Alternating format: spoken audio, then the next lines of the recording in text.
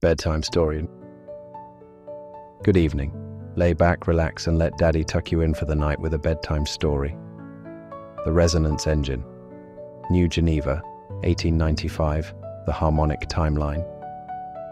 The crystal towers of New Geneva hummed with a frequency that made Ryan's bones ache.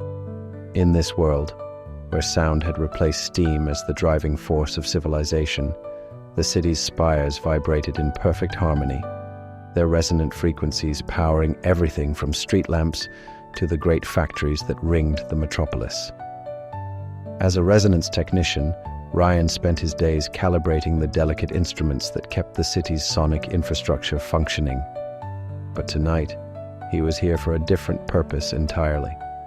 The underground meeting hall thrummed with discordant notes, a deliberate cacophony that would mask their gathering from the harmonic guard's sensitive listening devices. Around him, 24 men sat in nervous silence, their faces illuminated by the soft glow of handheld resonance lamps. They called themselves the Silent Brotherhood, men who loved other men in a world where such relationships were deemed acoustically incompatible with societal harmony. "Brothers," came a voice from the shadows, rich and warm like aged whiskey. "Tonight we take our first real step toward freedom." Ryan's breath caught as the speaker emerged into the light.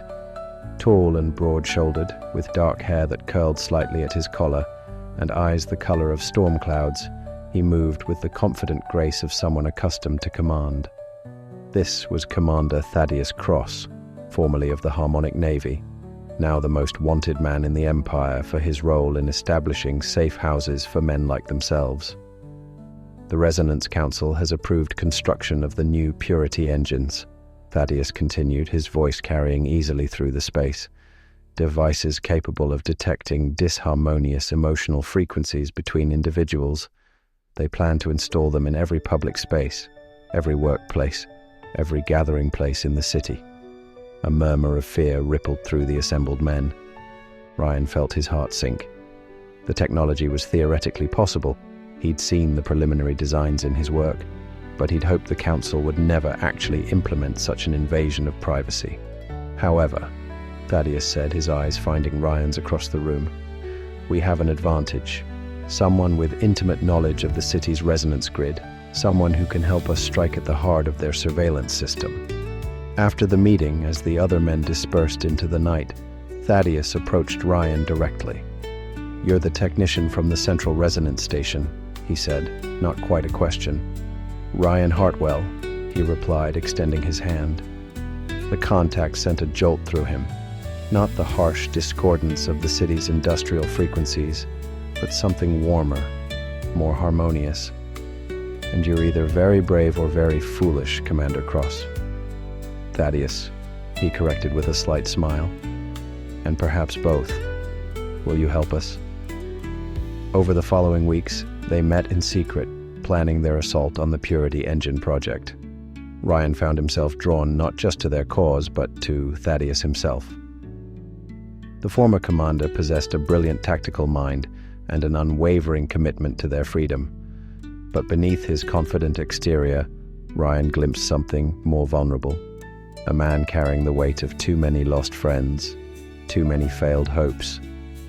Their breakthrough came when Ryan discovered the location of the Master Resonance Chamber, deep beneath the Council's headquarters. "If we can disrupt the harmonic frequency for just 30 minutes, he explained, spreading blueprints across the table in their hidden meeting room, "every Purity engine in the city will go silent. But the chamber is heavily guarded and the resonance patterns are incredibly complex." "Then we'll need a distraction," Thaddeus said, studying the plans. "Something loud enough to draw their attention." "The Midsummer Harmonic Festival," Ryan suggested.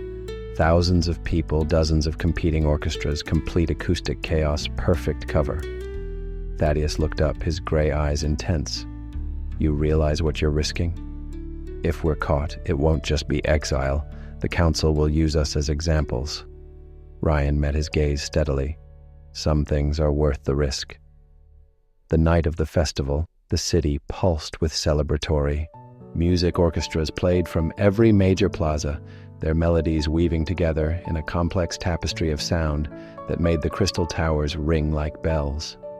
Ryan and Thaddeus made their way through the crowds, dressed as festival performers, their tools hidden beneath colorful costumes. The resonance chamber was a marvel of acoustic engineering, its walls lined with crystalline formations that amplified and focused sound waves.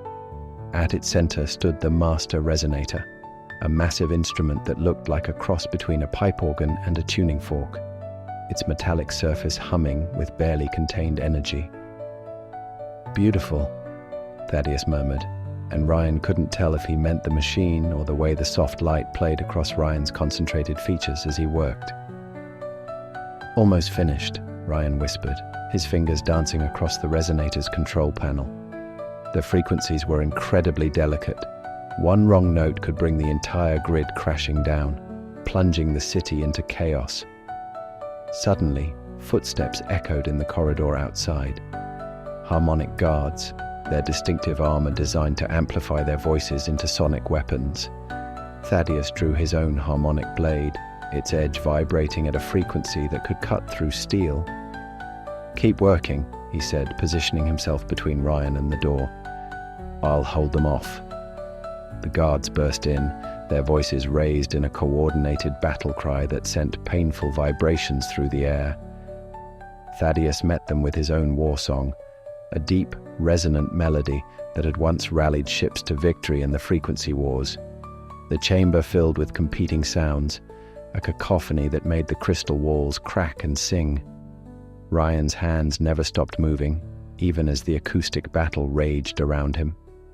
One final adjustment, a delicate retuning of the master frequency, and suddenly the oppressive hum that had filled the chamber for decades went silent. "Done!" he called out, just as Thaddeus's blade found its mark, sending the last guard crashing to the floor. They ran through the empty corridors, the festival's music masking their escape. Only when they reached the safety of their hidden sanctuary did they allow themselves to breathe. Around them, the city's harmonic grid stuttered and reformed, the purity engines falling silent one by one. "We did it," Ryan gasped, hardly believing it was true. "We did," Thaddeus agreed. And then he was pulling Ryan into his arms, their lips meeting in a kiss that tasted of victory and desperation and hope. The acoustic dampeners in their hideout muffled the sound of their breathing, their whispered endearments, the soft rustle of fabric as they pulled each other closer.